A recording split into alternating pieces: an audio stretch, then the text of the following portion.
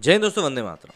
Kashmir files इस समय जितनी अच्छी चल रही है, इसके साथ ही एक नाम का जिक्र और होने लगा है। उसका नाम है गोधरा फाइल्स।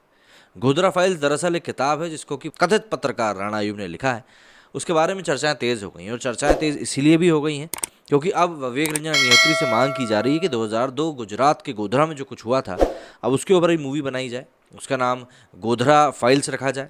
अब इसके ऊपर ऑलरेडी एक किताब आ चुकी जिसके बारे में मैंने आपको अभी बताया। साथ ही साथ केआरके ने भी इसको लेकर ट्वीट किया है। और समझते हैं इसके पीछे का पूरा बैकड्रॉप क्या है, केआरके ने क्या कुछ कहा है, और फिर राणा अयूब की किताब के बारे में इस समय क्यों इतनी चर्चाएं हो रही हैं। 90 के दशक में कश्मीर में हुए नरसंहार पर और कश्मीरी पंडितों के पलायन पर आधारित फिल्म द कश्मीर फाइल्स की चर्चा हर तरफ है। नेशनल अवार्ड विनर डायरेक्टर विवेक रंजन अग्निहोत्री के निर्देशन में बनी इस फिल्म में अनुपम खेर, मिथुन चक्रवर्ती, दर्शन कुमार जैसे कलाकार अहम किरदारों में नजर आए हैं। कश्मीर में धारा 370 के खत्म होने के बाद पहली बार घाटी के बारे में पूरे देश में लोग बात कर रहे हैं। फिल्म में कश्मीरी पंडितों के उस दर्द को दिखाने का दावा किया जा रहा है जो पिछले 3 दशकों से कश्मीर घाटी में दफन था। उस नरसंहार की चर्चा कोई नहीं करता था, उसमें पलायन हुए पंडितों के दर्द को कोई महसूस नहीं करता था, लेकिन सिनेमा के जरिए एक बार फिर से रुपहले पर्दे पर जीवंत इसको कर दिया गया है। इसलिए राष्ट्रवादी विचारधारा को मानने वाले लोग इस फिल्म का समर्थन कर रहे हैं। लेकिन वहीं कुछ लोग ये भी कह रहे हैं कि कश्मीर फाइल्स की तरह अब गुजरात फाइल्स फिल्म भी बनाई जानी चाहिए। यहाँ सवाल उठता है कि आखिर वो लोग कौन हैं जो फिल्म द कश्मीर फाइल्स की चर्चा के बीच गुजरात फाइल्स का राग अलाप रहे हैं। यदि सोशल मीडिया पर लिखे जा रहे पोस्ट पर गौर करें तो समझ में आ जाएगा कि इस तरह की बात करने वाले आखिर कौन लोग हैं। दरअसल हिंदुस्तान मोदी युग में 2 वैचारिक हिस्सों में बटा हुआ है।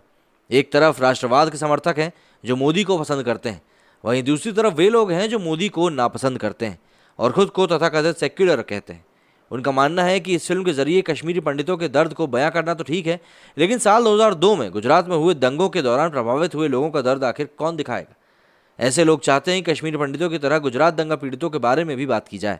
सीधे तौर पर ऐसे लोगों के निशाने पर प्रधानमंत्री नरेंद्र मोदी और गृह मंत्री अमित शाह हैं, जिनका नाम इस प्रकरण में बार बार आया है, लेकिन कोर्ट में साबित कभी कुछ भी नहीं हो सका।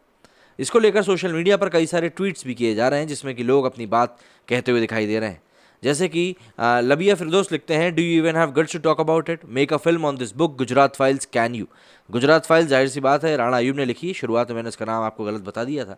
तुषार गुप्ता लिखते हैं इसको लेकर, Kashmir files, Gujarat files, Bengal files, Kerala files, Muzaffarnagar files and the list goes on. Baburao Ganpatrao Apte लिखते हैं, director of Kashmir film, director of Gujarat files.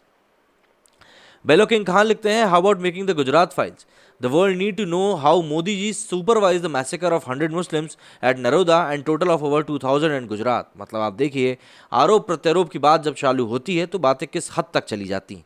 जाहिर सी बात है ये बातें लोगों को दिमाग खराब करेंगी। स्काईसी करके एक ट्विटर हैंडल है, ये लिखते हैं, God save India waiting for Gujarat files. Shivraj Singh Chouhan के ट्वीट के ऊपर इन्होंने ये बात कही थी। देखिए, थोड़ा समझ लेते हैं गुजरात फाइल्स दरअसल है क्या। देखिए, गुजरात फाइल्स एक किताब का नाम है। इसे एक कथाकथित पत्रकार राणा अयूब ने लिखा है। गुजरात दंगों पर आधारित Gujarat files anatomy of a cover up नामक इस किताब में दावा किया गया है कि दंगों के समय कई अधिकारियों पर राजनीतिक दबाव था। इसमें हरेन पांड्या मर्डर केस पर भी एक चैप्टर है। इसमें जांच अधिकारी वही शेख के आरोपों को भी जगह दी गई है। इतना ही नहीं, Ashok Narayan, GL Singhal, PC Pandey, GC राइघर, राजन प्रियदर्शी और वाई शेख जैसे लोगों का सिस्टिंग ऑपरेशन करने का भी दावा किया गया था। इसकी लेखिका वॉशिंगटन पोस्ट जैसे नामचीन अंतर्राष्ट्रीय मीडिया संस्थानों के लिए लिखती रही हैं।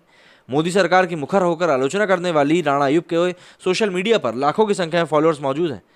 इनके खिलाफ सितंबर 2021 में गाजियाबाद में मनी लॉन्ड्रिंग का केस भी दर्ज हुआ था। पिछले महीने ईडी ने भी मनी लॉन्ड्रिंग का केस दर्ज किया है। उन पर पैसों की धोखाधड़ी करने का भी आरोप लगा हुआ है। लेकिन एक ऐसी फिल्म जिसने कि लोगों के दिल को हिला के रख दिया हो, रोने पे मजबूर कर दिया हो, जो कि कश्मीर फाइल्स है, सोशल मीडिया पर इस मूवी को लेकर काफ़ी लोग काफ़ी कुछ लिख रहे हैं। इन सभी चीज़ों के बीच में कमाल राशिद खान ने भी फिल्म के बहाने राजनीति का जिक्र किया है। राहुल गांधी की राजनीति के ऊपर उन्होंने सवालिया निशान उठाया है। दरअसल केआरके का कहना है कि द कश्मीर फाइल्स की सफलता ये बताती है कि राहुल गांधी राजनीति में कभी भी सफल नहीं हो सकते। केआरके ने कहा कि इसलिए बेहतर है कि राहुल गांधी को राजनीति अब छोड़ देनी चाहिए।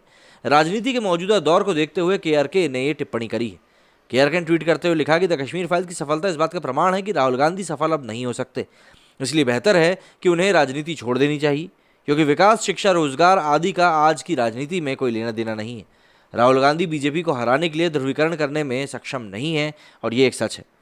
केआरके ने अपने एक अन्य ट्वीट में कहा कि अगर कश्मीर फाइल्स 2014 से पहले बनती तो ये एक आपदा होती, लेकिन आज ये एक ब्लॉकबस्टर है। एक बार फिर ये साबित कर दिया गया है कि अच्छी कहानी सही समय पर अच्छी होती है। 95% अभिनेता किसी विशेष कहानी के समय के बारे में नहीं जानते और इसी वजह से 95% फिल्में फ्लॉप हो जाती हैं। जाहिर सी बात है, इसको लेकर उन्होंने कहा कि इस फिल्म को हिट या सुपरहिट नहीं बल्कि ब्लॉकबस्टर बताया। इसके लिए फिल्म निर्माता विवेक अग्निहोत्री को शुभकामनाएं भी दी।